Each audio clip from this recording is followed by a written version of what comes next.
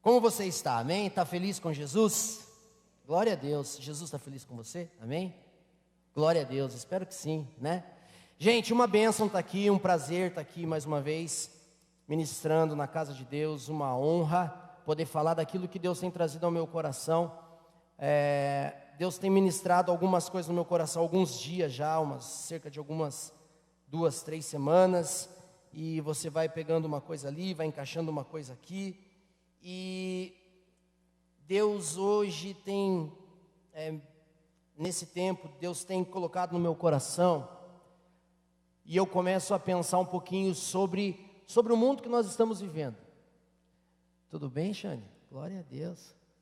Sobre o mundo que nós estamos vivendo. É um tempo diferente, né? Um tempo esquisito de se viver, um tempo novo, diferente. E o que eu olho para o mundo, eu olho para o Brasil, eu olho para alguns outros lugares, eu percebo, nunca para mim, pelo menos na minha geração, nunca foi tão evidente uma polarização como a gente vê nos dias de hoje, né?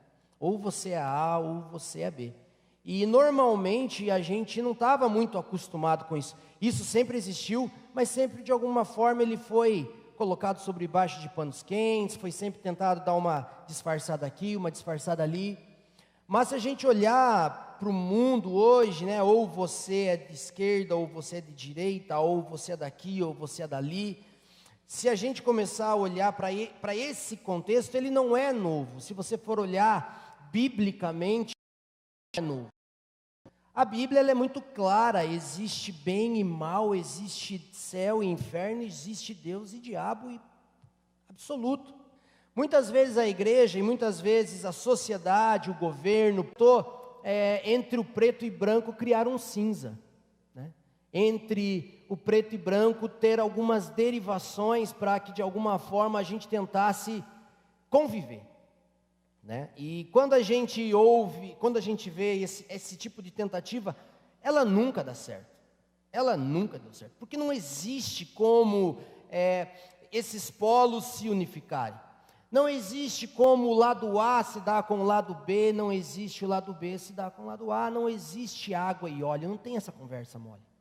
Então toda tentativa da sociedade, em toda a história desse mundo, da humanidade, de tentar gerar um cinza, de tentar gerar algo ali que seja bom para os dois lados, não existe, porque nós temos valores diferentes, nós temos conceitos diferentes, nós temos ideologias diferentes, nós temos doutrina, nós temos fé diferente. E quando a sociedade tenta isso, ela tenta de alguma forma, posso dizer assim, contaminar, influenciar aquilo que vem de verdade através da palavra de Deus. E o que Deus tem me mostrado nesse último tempo dentro dessa tentativa de flexibilidade, dentro dessa tentativa de globalização, Jesus vem, como fala o profeta, no momento mais negro, mais escuro da humanidade. Jesus, o Filho de Deus, vem, e ele vem com uma proposta de escândalo, ele vem com uma proposta que não ajuda nem o que o lado A achava ser o certo, a igreja achava ser o certo, e nem o que o lado B também achava ser inimigo. Então Jesus vem, e ele vem mostrar que o que ele trouxe, realmente uma resposta para a sociedade, não se encaixava no que eles queriam. E a resposta que Jesus trouxe para a sociedade chama-se igreja. A resposta que Jesus trouxe para a sociedade foi igreja.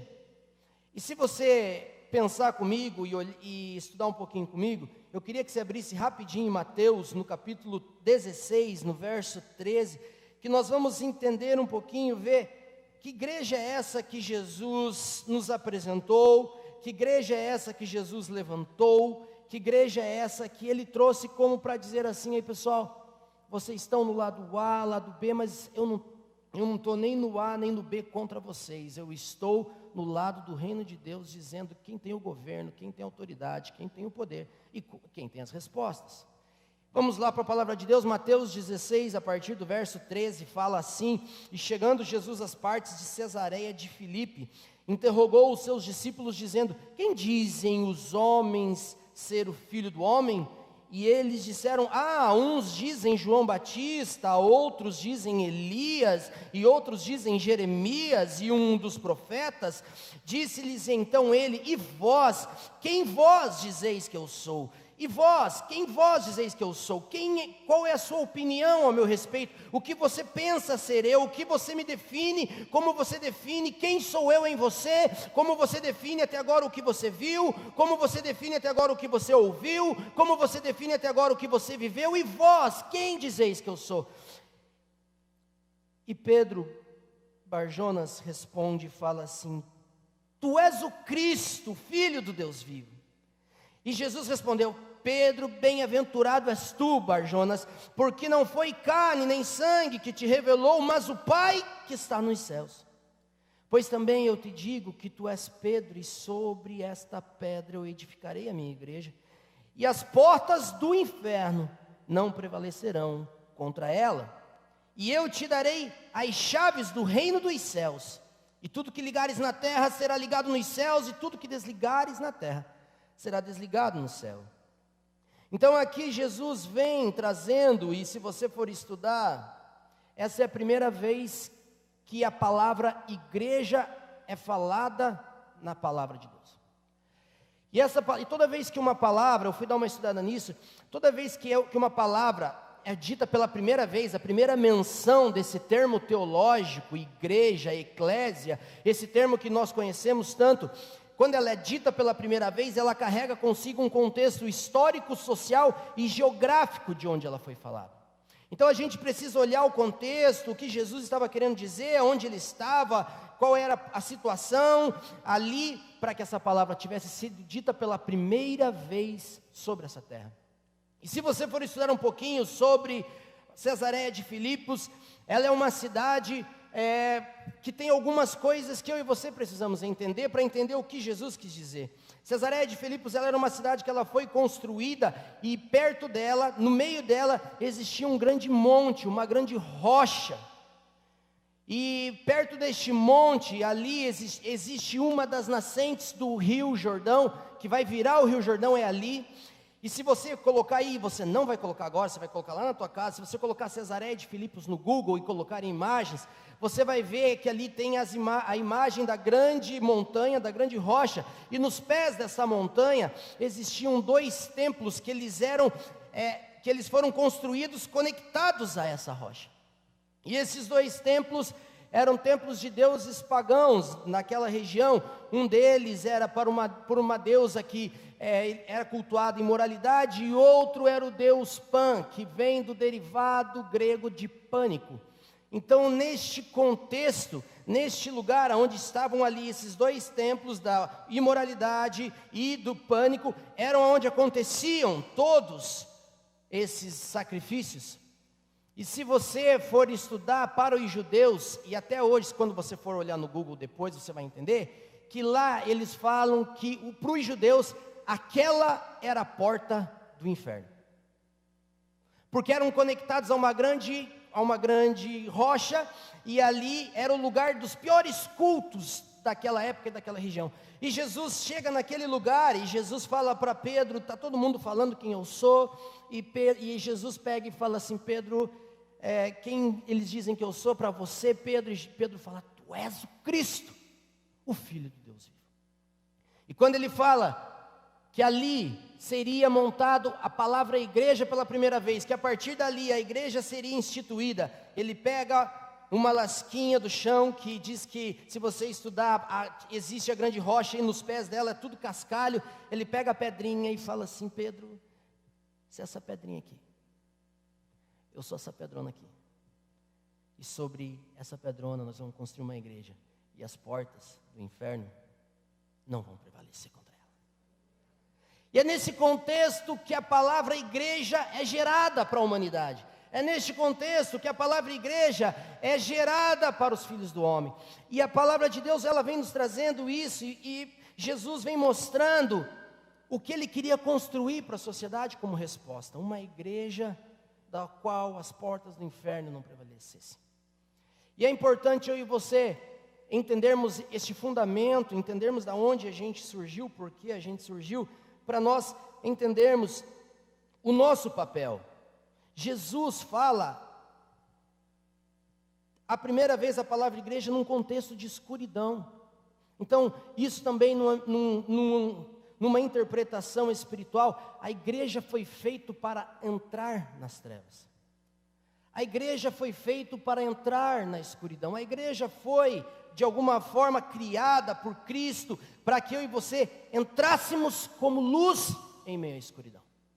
Que eu e você entrássemos como luz aonde o reino precisa chegar. E aí, se a gente continua o texto, ele fala assim: eu darei as chaves do reino dos céus. E tudo que vocês ligarem na terra será ligado nos céus. E tudo que vocês desligarem na terra será desligado no céu.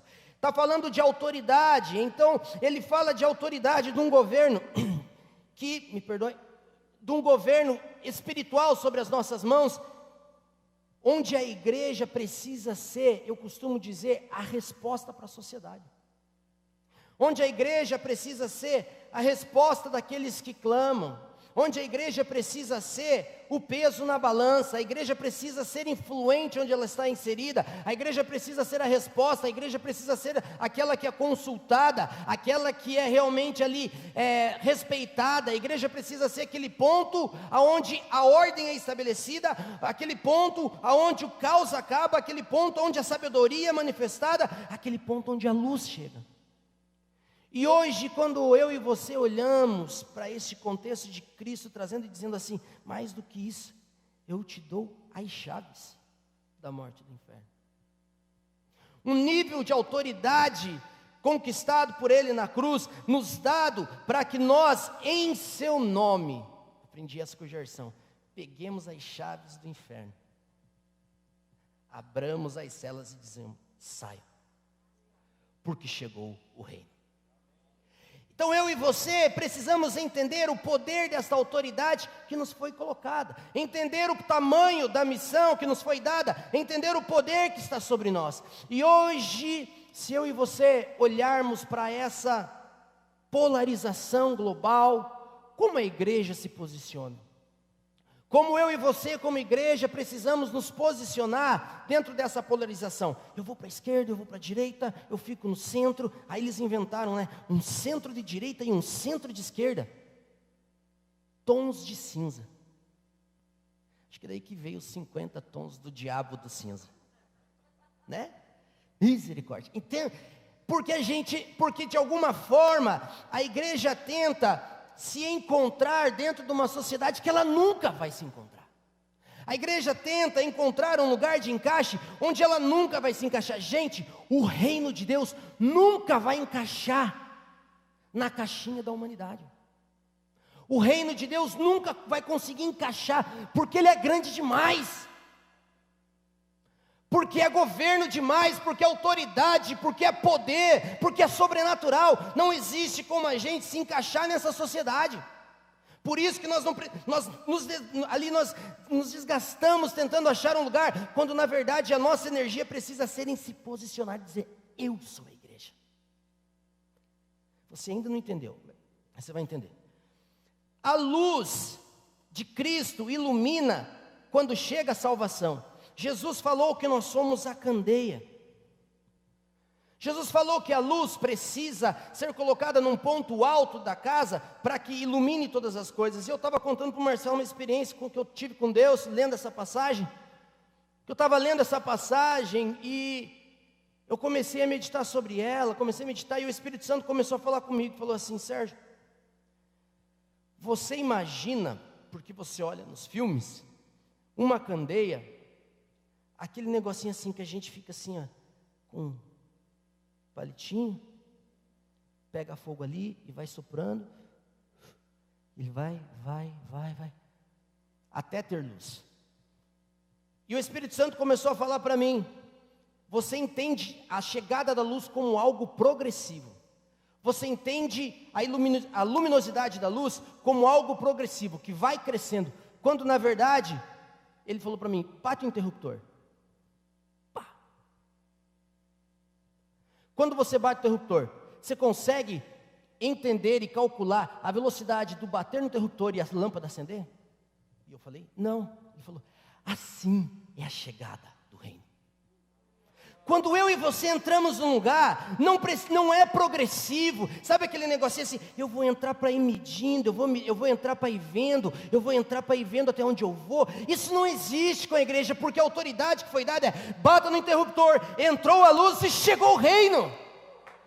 Eu e você precisamos entender o que está sobre nós. Eu bati no interruptor, eu entrei, chegou o reino, chegou a salvação, chegou a cura, chegou a libertação, porque nunca foi sobre mim, mas sobre aquilo que foi depositado em mim. Aleluia! Essa é a igreja que Deus quer. Essa é a igreja que eu e você precisamos ser. Eu lembro de um dia, gente, que eu estava numa célula e choveu.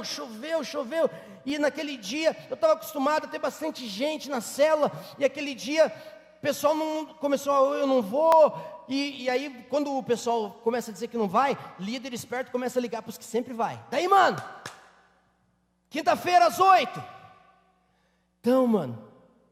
Aí eu liguei para o Edson, cara, estou aqui na agência, estou preso na chuva. Eu falei, meu Deus, o Edson que sempre está aí, daí não vem. Daí, Rafa, piato, não sei aonde. E eu falei, meu Deus. Aí não sei quem não veio. Daqui a pouco cheguei na casa do Jorge.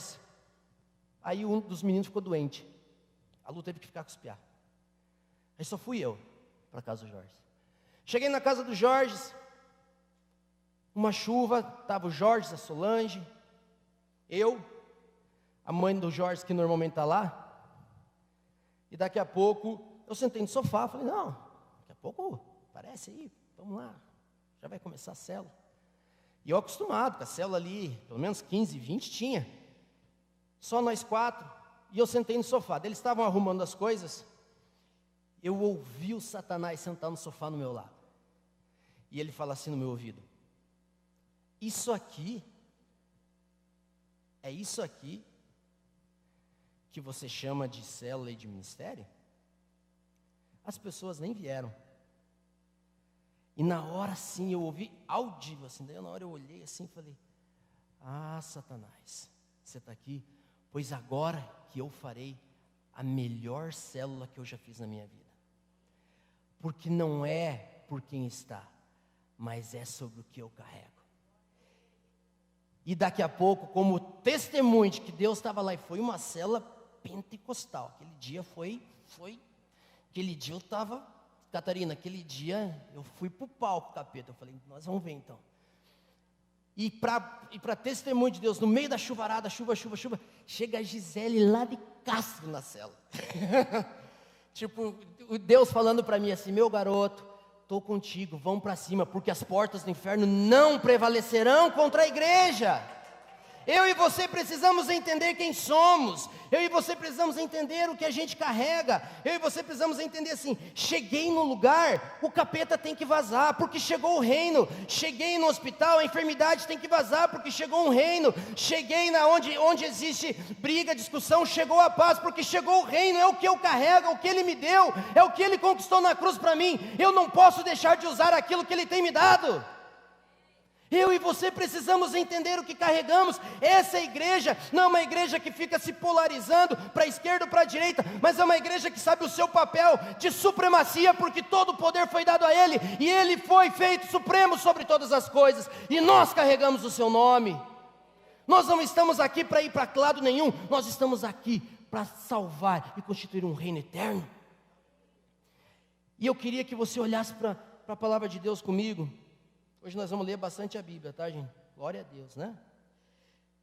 Abra comigo nesse mesmo Mateus, capítulo 13, versículo 44.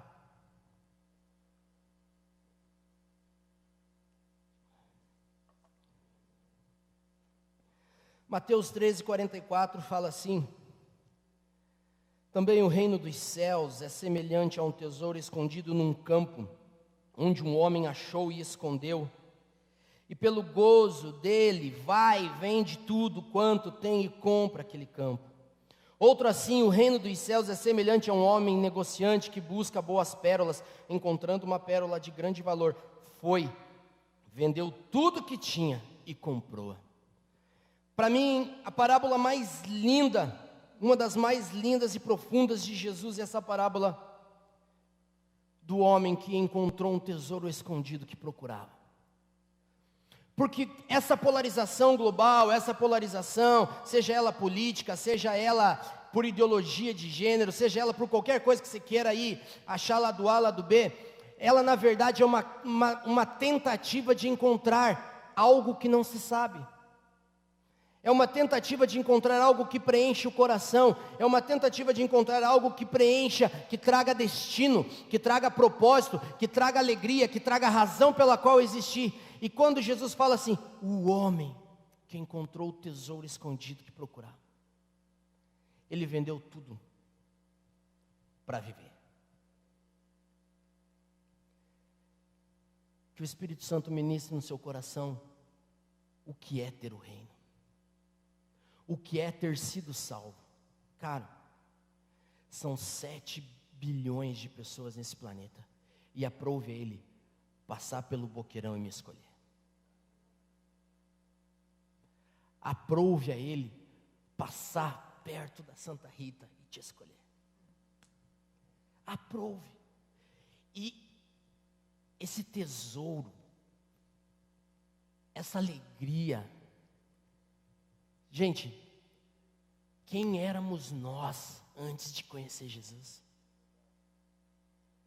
Qual era a história da sua família antes de conhecer Jesus? Qual a possibilidade de dar certo a sua história antes de conhecer Jesus, pelo histórico da sua família? Pensa aí. Qual a possibilidade de você estar sentado nessa cadeira hoje, sem ter conhecido Jesus e ter a vida que você tem hoje? Com o histórico de pai, mãe, vô, vó, qual a possibilidade de dar certo? Eu tenho 101% de convicção que eu não estaria aqui. Porque não tem como dar certo. Mas ele fala, eu achei um tesouro escondido que eu procurava. Não está no que eu conquisto, não está no que eu posso ser, não está no que eu posso ter, mas está na preciosidade do amor de Cristo que excede todo entendimento e que invadiu o meu coração, me dando destino, me dando história, me dando propósito, me dando alegria para viver, me dando mais que tudo isso, me dando eternidade. E eu queria que você abrisse comigo a palavra de Deus em 2 Coríntios agora, porque eu acho que agora, se você não entendeu, você vai entender. 2 Coríntios capítulo 3,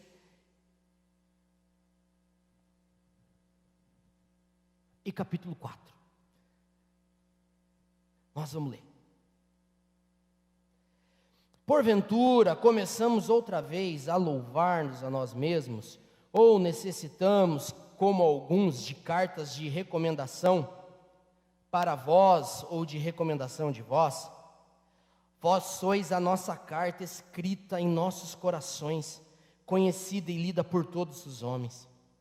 Porque já é manifesto que vós sois a carta de Cristo, ministrada por nós e escrita não com tinta, mas com o Espírito do Deus vivo, não em tábuas de pedra, mas nas tábuas de carne do coração. E é por Cristo que temos tal confiança em Deus. Não que sejamos capazes por nós de pensar alguma coisa como de nós mesmos, mas a nossa capacidade vem de Deus, o qual nos fez capazes de ser ministros de um novo testamento, não da letra, mas do Espírito, porque a letra mata, mas o Espírito vivifica. E se o ministério da morte, gravado com letras em pedras, veio em glória, de maneira que os filhos de Israel não podiam fitar os olhos na face de Moisés, por causa da glória do seu rosto, ao qual era transitória, como não será maior a glória do ministério do Espírito? Porque se o ministério da condenação foi glorioso, muito mais excederá em glória o ministério da justiça, porque também o que foi glorificado nesta parte, não foi glorificado por causa dessa excelente glória, porque se o que era transitório foi para a glória, muito mais é em glória o que permanece.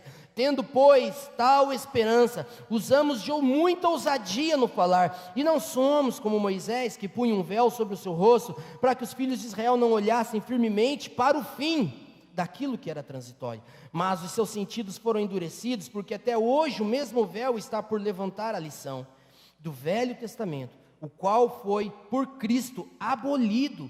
Até hoje, quando é lido Moisés, o véu está sobre o coração deles. Mas quando se converterem ao Senhor, então o véu se tirará. Ora, o Senhor é Espírito. E onde o Espírito do Senhor está, ali a liberdade. Mas todos nós com a cara descoberta, olha isso, mas todos nós com a cara descoberta, refletindo como espelho a glória do Senhor, somos transformados de glória em glória, de glória em glória, de glória em glória, de glória em glória, dia a dia, de glória em glória, de glória em glória, na mesma imagem como pelo mesmo Espírito do Senhor. Pelo que tendes esse ministério, segundo a misericórdia que nos foi dada, não desfalecemos, antes rejeitamos as coisas que por vergonha se ocultam, não andando com astúcia, nem falsificando a palavra de Deus, e assim nos recomendamos à consciência de todo homem, na presença de Deus, pela manifestação da verdade. Mas se ainda o nosso evangelho está encoberto, para os que se perdem até está encoberto, nos quais o Deus deste século cegou o entendimento dos incrédulos, para que não resplandeça a luz do evangelho da glória de Cristo, que é a imagem de Deus. Porque não nos pregamos a nós mesmos, mas a Cristo Jesus o Senhor, e nós mesmos somos vossos servos por amor de Jesus. Porque Deus, que disse que das trevas resplandecesse a luz, é quem resplandeceu em nossos corações, para a iluminação do conhecimento da glória de Deus na face de Jesus Cristo. Temos, porém, este tesouro em vasos de barro, para que a excelência do poder seja de Deus e não de nós. E tudo somos atribulados, mas não angustiados, perplexos, mas não desanimados, perseguidos, mas não desamparados, abatidos, mas não destruídos, trazendo sempre por toda parte mortificação do Senhor Jesus Cristo no nosso corpo, para que a vida de Jesus se manifeste também em nossos corpos. E assim nós que vivemos, estamos sempre entregues à morte por amor a Jesus, para que a vida de Jesus se manifeste também na nossa carne mortal, de maneira que em nós opera a morte, mas em vós a vida. E tendo, portanto, o mesmo espírito de fé, como está escrito, cri, por isso falei. Nós cremos, também por isso também falamos, sabendo que o que ressuscitou o Senhor Jesus, nos ressuscitará também por Jesus, e nos apresentará convosco. Aleluia! Eu e você precisamos entender a centralidade da nossa igreja, a centralidade da nossa palavra, a centralidade daquilo que pregamos, como Paulo precisa ser Cristo em nós, a esperança da glória. Precisa entender a grandiosidade dessa glória, não mais transitória como era nos dias de Moisés, mas uma glória eterna que está depositada em nós, vasos de barro, para que a glória do eterno se manifeste, para que Cristo se resplandeça, para que Cristo seja conhecido através de mim e de você, para que a glória do Senhor se manifeste, mesmo além, mesmo aquém da nossa condição. Por isso Paulo fala, nunca foi porque é vaso de barro, nunca foi sobre o que você pode fazer, nunca foi sobre o que você pode falar, nunca foi. Nós estamos falando do fariseu, do homem, talvez um dos mais criteriosos na leitura e na obediência da lei. Este homem falou, nunca foi, é vaso de barro, nós só somos o lugar onde nos é depositada uma glória eterna, e se nós crermos no que está dentro de nós, nós impactaremos o mundo. Nunca foi sobre a nossa capacidade, nunca foi sobre a nossa condição, nunca foi sobre conhecimento, mas foi sobre a manifestação da glória nos dada através de Jesus Cristo. Então Paulo coloca isso, gente, vocês precisam começar a tirar esses estigmas, começar a tirar essas desculpas, vocês têm que tirar tudo isso, sabe, porque em nós existe algo eterno que precisa alcançar a humanidade, para que a humanidade também conheça essa eternidade. Quando eu e você vamos fazer a obra de Deus, nós precisamos ter consciência do que nós carregamos e quem nós somos. Quando você entra num lugar, o inferno tem que te reconhecer. Quando eu e você entramos, as trevas precisam reconhecer. Porque nós carregamos alvo. Tempos atrás, eu fui orar por um cara que estava possuído, endemoniado. Quando eu entrei no quarto, ele fitou os olhos em mim e falou assim, eu sei o que você quer aqui. Falei, sabe mesmo. Em nome de Jesus. O inferno precisa reconhecer você.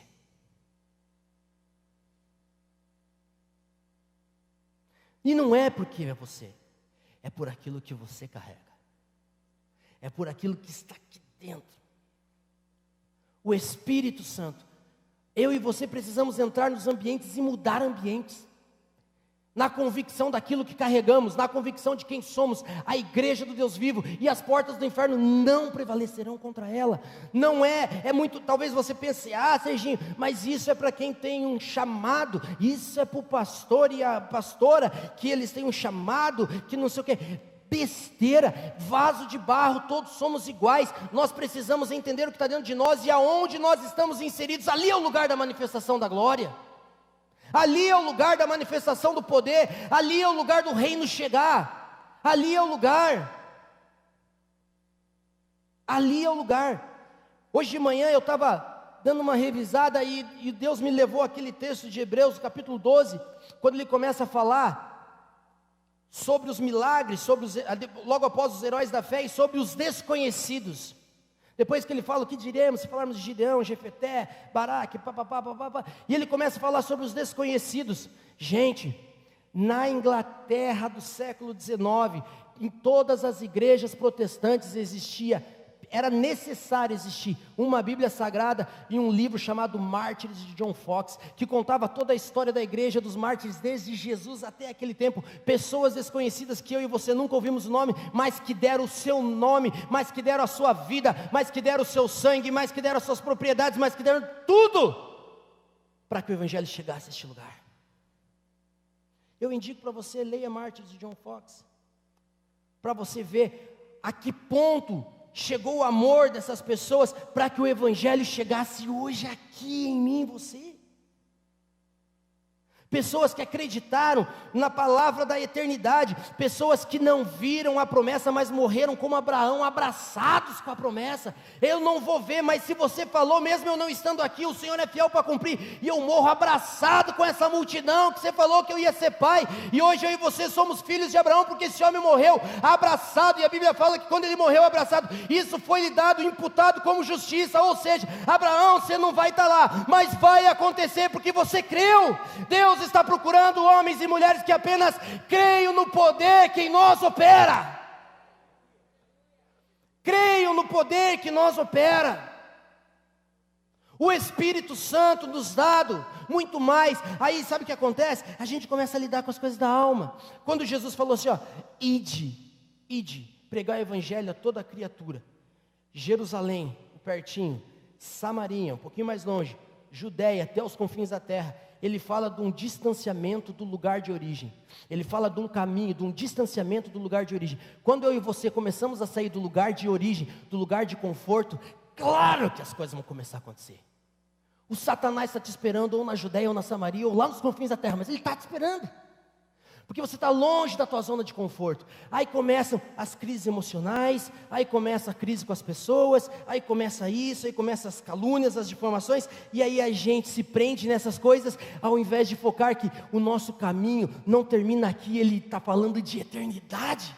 E se você continuar comigo em 2 Coríntios, no capítulo 4, a partir do verso 16, fica aí comigo. Por isso não desfalecemos, mesmo que o nosso homem exterior se corrompa, envelheça, o interior contudo se renova de dia em dia, porque a nossa leve e momentânea tribulação produz para nós um peso eterno de glória muito excelente, produz sobre nós um peso eterno de glória muito excelente, não atendendo nós para as coisas que se veem, mas que não se veem, porque as coisas que se veem, porque as coisas que sentimos, porque as coisas que somos atribulados, porque as coisas que somos caluniados, porque as críticas, porque a reclamação, porque a murmuração, porque não dá, porque isso, porque aquilo, são temporais, e as que não se veem são eternas. Existe para mim e para você um lugar de eternidade, onde seremos recompensados a tudo que fazemos a qualquer um desses pequenos. Jesus prometeu isso. Existe a palavra eternidade, existe um lugar na glória, me esperando, te esperando, como Estevão, quando os caras apedrejavam ele, a palavra de Deus, você pode ler, o único lugar onde mostra Jesus em pé, é na passagem de Estevão, quando ele é apedrejado, e ele vê os céus abertos e o Filho do Homem em pé. Eu vejo Jesus esperando, dizendo, Estevão, aguenta mais um pouquinho, as últimas pedras estão chegando, você vai morrer, mas eu já estou aqui no portão, só esperando você. Aleluia! Eu e você precisamos ter isso na nossa mente. Não é essa vida, não é o que conquistamos aqui, não é o que vivemos aqui, é eterno. É eterno. Nós precisamos ter olhar de eternidade. Agora, porque um borréia fala mal de você, você já fica injuriado, 3 dias no quarto chorando? Usado pelo Satanás.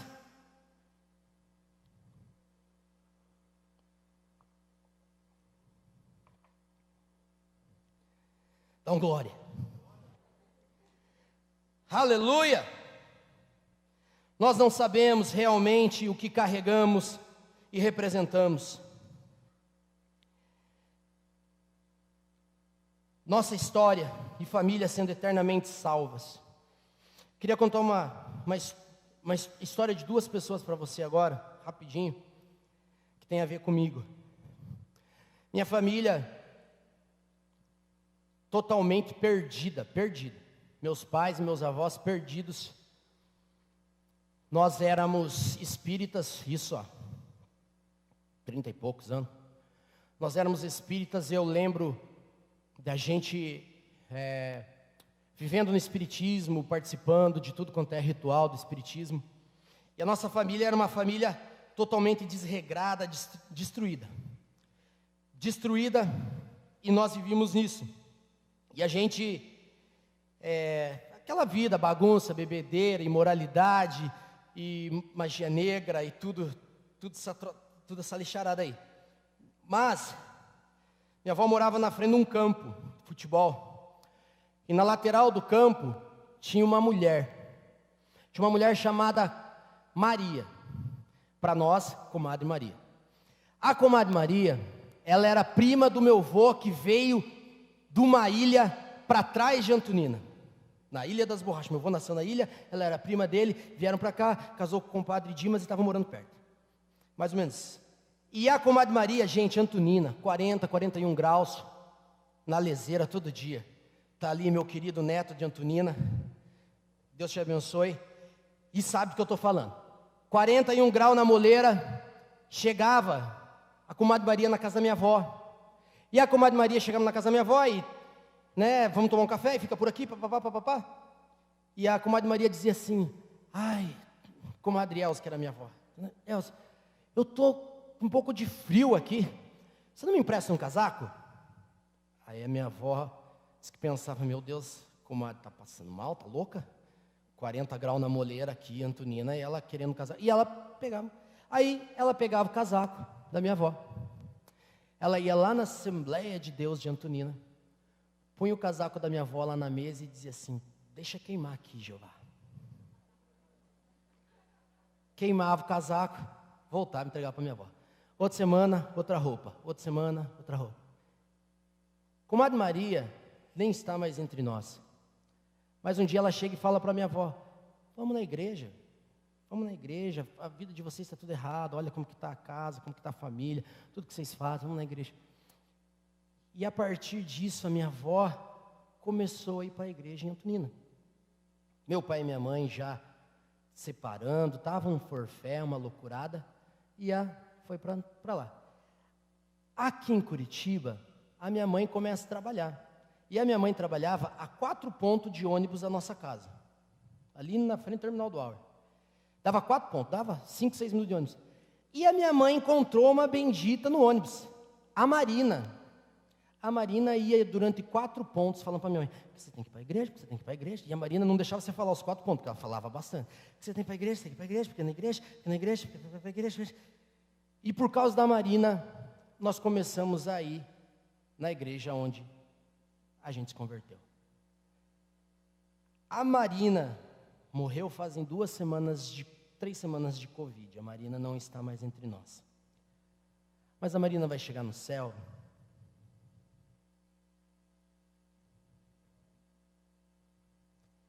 E a Marina vai ter os UDs lá na conta dela. Por causa da Marina, por causa dos 5 minutos que ela dava no ônibus para minha mãe, se converteu a minha mãe, se converteu eu, meu irmão, minha irmã, meu pai, se converteu o meu tio, a minha tia. E lá em Antonina, na igrejinha da Cruzada, a minha avó começou a ir para a igreja E a minha avó tinha um problema muito grave no joelho. Muito grave. A minha avó tinha que tirar o joelho e colocar uma prótese. E um dia, a igreja que eu ia em Antonina, ela dava uma peça. Ela era meio vestiário de um lugar de dormir, de um alojamento de retiro numa chácara. Pouquíssimos banquinhos, mas tinha um velhinho chamado pastor Jair, que aquele homem orava demais no meio do mato. E um dia minha avó vai no culto e o pastor Jair fala assim: irmã Elza, hoje Deus vai visitar a senhora. E a minha avó, nova na igreja, sabia muito como que era isso, foi para casa. No meio da madrugada,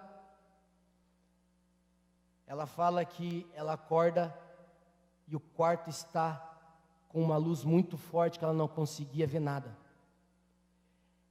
E ela pega e olha na frente da cama dela. Está o Senhor de branco com uma bandeja de prata. E em cima dessa bandeja tinha um joelho. E a minha avó conta que ela via o anjo tirar o joelho dela, que estava condenado, e colocar um joelho novo. Pensa na minha avó no outro dia ligando em Curitiba e contando isso para a gente, começando a igreja. Eu acho que ali a gente virou pentecostal. Porque nós ficamos enlouquecidos pelo Senhor. A irmã Maria, cara. A Marina, que está com o Senhor também. Eu estou aqui, a Lu está aqui, meus filhos estão aqui, meus irmãos. Porque alguém decidiu acreditar no que tinha dentro dela. Porque alguém decidiu crer no Cristo que a chamou para ir de proclamar o Evangelho a toda criatura. Sabe o que falta a gente pensar? Que aquele amigão nosso do trabalho que a gente tanto ama, se ele não tiver Jesus, ele está indo para o inferno. Essa semana eu estava lendo, eu falei para o Marcelo, eu falei: Senhor, se você não leu, a cada 6 minutos na Califórnia está morrendo uma pessoa de Covid. E eu pensei, estão indo para onde? Aquele parente que você não gosta, se você não falar de Jesus para ele, ele vai para o inferno. O meu avô, lá de Antonina, ele não acreditou, não queria saber da igreja a vida inteira, mas um dia ele estava na UTI, na beira da morte. E a minha avó falou, ele queria ver você antes de morrer, e eu entrei naquela UTI. E eu orei com meu avô, e eu fiz a oração de confissão ali, naquela UTI ali, para ele ali, ó. E eu creio de todo o meu coração que um dia eu vou entrar na glória, e ele vai estar lá me esperando. Por que eu estou contando isso para você? Para você entender o peso de glória que você tem, e você líder, você discipulador, você que me assiste, você que está aqui. Essa semana a gente começa as nossas células. É necessário que você creia que quando você conectar a tua célula, você está entrando com o reino de Deus junto de você, dizendo: chegou o reino aqui nessa internet, chegou o reino nessa célula. Fazem 2 semanas que eu tenho orado uma coisa pelos meus discípulos. Eu quero que Deus estoure uma bomba na célula de cada um deles. Eu tenho orado com essas palavras: Deus, estoure uma bomba naquela célula, uma bomba do sobrenatural, cura, milagre, libertação, para que eles te conheçam e creiam no Deus do sobrenatural. Creia no que você carrega, creia no que você está levando, creia no que Deus te chamou para fazer, creia naquilo. Você não precisa de título, você não precisa de função, você não precisa de plataforma, você precisa de 4 pontos de ônibus. Só isso. Quem falou que você não pode falar de Jesus no meio da expressão do Boqueirão até o Carlos Gomes? Do Pinheirinho a Carlos Gomes, 17 minutos, Fernando, dá para fazer um arregaço naquele ônibus. É só crer, porque nunca foi sobre nós. E o que eu quero instigar você nessa noite é entender a supremacia dessa entrega de Jesus, a supremacia de tudo que Ele fez para que eu e você levássemos algo eterno, que as pessoas, nós estamos falando de eternidade, cara. A Marina e a comadre Maria nos salvaram do inferno eterno. Elas nos tiraram do inferno eterno, para sempre, sem volta, sem jeitinho brasileiro, sem propina. Pensa, quando você entra numa célula, quando você chega, fala de alguém, quando você atende alguém, você está tirando essa pessoa a eternidade das trevas. E como nós lemos, Jesus falou: eu já te dei a chave. Vai lá e abre a cela e diz: vem comigo, porque você tem o mais importante, a chave. Creia no que você carrega. Para a gente terminar e para a gente orar.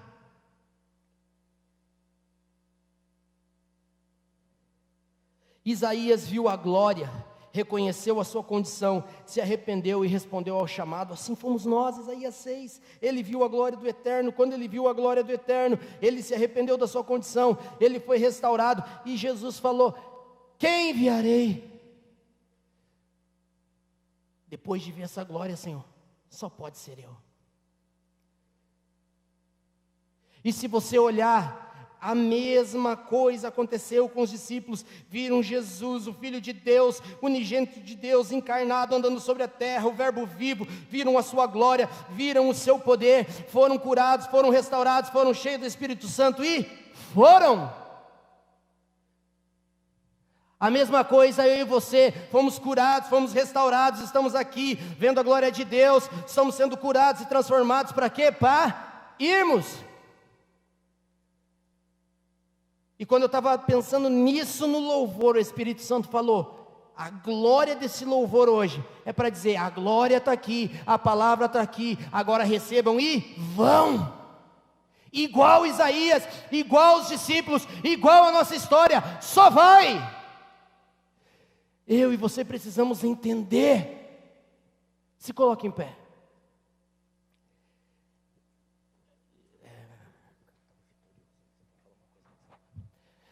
Essa semana, o sobrenatural, eu não sei como, quando, de que jeito, com qual recurso, só sei que Ele fará em mim e através de mim. É isso que eu e você precisamos entender. O ano do sobrenatural, eu não sei como. Eu tentei, hoje eu estava pensando nos milagres mais absurdos escritos na Bíblia, sabe? De você olhar e dizer assim: pega lá os potes do vizinho, começa a derramar azeite que vai encher. Isso é absurdo. Isso é absurdo. Vai lá, pega do menino ali, ó, traz do Gustavo aqui, dá os 5 pães e os 2 peixinhos, levanta para o céu e começa a dar aqui para os 5.000 homens, sei lá, com mulher, criança, quase 20.000 pessoas. Absurdo. Mas não se explica, sobrenatural não se explica, sobrenatural não se entende, sobrenatural só se vive, só se crê, só se acontece. Chega naquela célula lá e toca fogo no cão, chega naquela célula lá e mete fogo em todo mundo, chega lá e diz assim: chegou o reino, arrependei-vos porque é chegado o reino, veio a cura, veio o milagre, veio a libertação, chegou o sobrenatural, porque o reino está aqui. É isso que eu e você precisamos entender. É isso que eu e você precisamos chegar com a autoridade, com o governo que nos foi dado, incendiar as nossas células, incendiar. Se você pegar um discípulo teu na mesa e dizer para ele assim: cara, o sobrenatural vai acontecer, o reino está aqui, ele vai mudar a sua vida. Show!